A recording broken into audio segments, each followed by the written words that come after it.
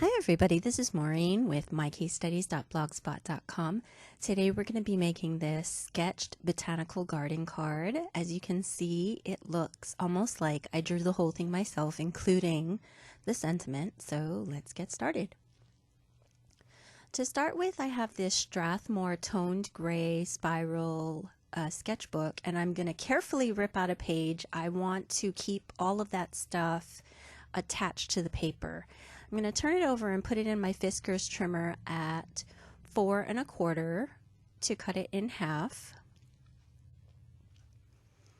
And then you can see that the top parts are uneven, so what I'm going to do is flip it around and then cut off that other side. And I put it at 4 1/8, but it's supposed to be 4 inches. And now I'm going to put that at 5 1/4 and cut that off. So it's a little bit crooked because it should have been 4 inches, but anyway, let's keep going. This is Botanical Garden from Altenew, and I'm using the Grout Gray ink pad from My Favorite Things, and of course I'm using my Misty, this is the Mini Misty, and I'm using that particular image down in the bottom.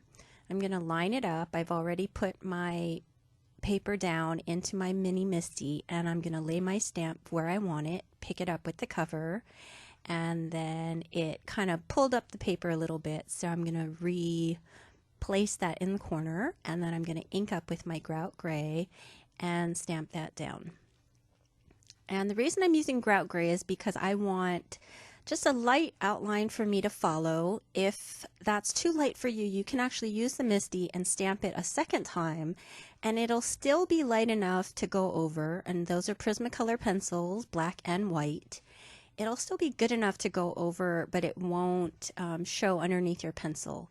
Now what I'm doing is I'm taking the black Prismacolor pencil and I am basically tracing over all the lines to give it that sketched look.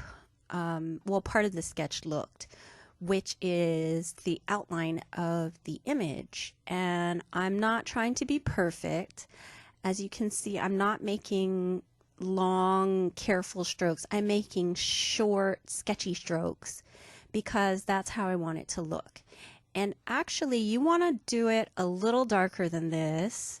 I haven't been making cards for a while, so I forgot the method that I was doing, but you want to make it a little bit darker because when you start to shade in with that same pencil, you're going to lose your lines. So you'll see in a bit that when I start shading in, I'm actually going to go over some of my lines and darken them. So you want the sketchy look, but you want to press down a little bit harder and make your outline a little bit darker so that when you shade, those outlines don't get lost. Now I'm going to come in with my white pencil and I'm going to do where I think the highlights would be, which if I have my light source coming from the top, it's going to be on all the tops of the petals and leaves and whatnot. So I'm just putting a little bit of white pencil and I'm pressing kind of hard to get it really white. And I'm so sorry I'm out of frame on this particular spot, but it's just basically going around the whole image and doing that highlighting on all the different, there you can see it, on all the different little buds, petals, leaves, a little bit on the middle of the stem. And now you can see I'm coming back with my black and doing my shading, and there some of my outline is getting lost because I did it a little bit too light and it's kind of blending in with my shading.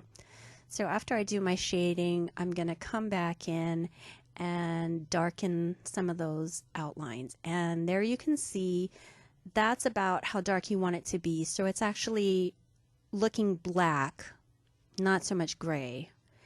And then when you come in with your shading, it looks a little bit more gray so that the two colors don't really blend together and you keep that outline with the detail of the stamped image. So that is basically how it looks. And now I'm going to add a sentiment, and I'm using the Mega Mixed Messages from Paper Tray Ink, the Make-A-Wish sentiment. And of course you could have stamped this at the same time you did the flower, but I just decided to do it in 2 steps. In case I didn't do my flower well, I didn't waste any time stamping my sentiment. So I did it in the same grout gray because I'm going to actually trace over it. And you can see I sharpened my black pencils to make sure I can get all those small little lines of the sentiment. And again, I'm going to trace over that with my pencil. And I'm being careful, but not super careful. If you want it to be perfect, maybe you don't want to trace over it, but I wanted my whole entire thing to look the same, like it had that sketched look.